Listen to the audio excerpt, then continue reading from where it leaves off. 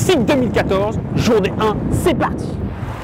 Au programme de la journée avec le professeur, ce sera DDoS, phishing, malware, l'importance de la technique dans la cybersécurité, mais aussi les API et le cloud. Allez, on y va.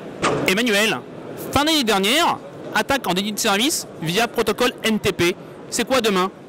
Et bien demain, on va sans doute rester sur des vieux protocoles UDP comme l'ont été DNS ou NTP, puisqu'on pense que ce sera Chargen.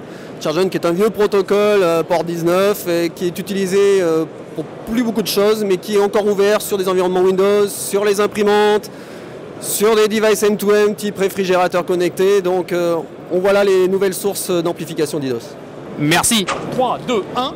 Alain, tu pourrais me donner quelques conseils pour se protéger contre les attaques en phishing? Le premier conseil, c'est d'expliquer aux gens que jamais aucune entreprise sérieuse ne lui demandera de rentrer ses identifiants, des logins, des numéros de carte bancaire par mail. C'est quelque chose qui n'existe pas.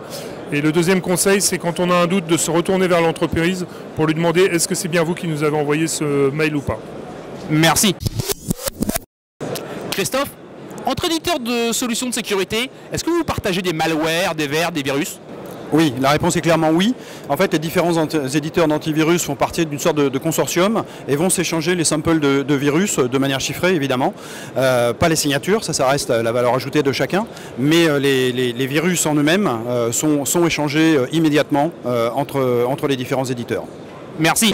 Antoine, tu es en dernière année EPITA.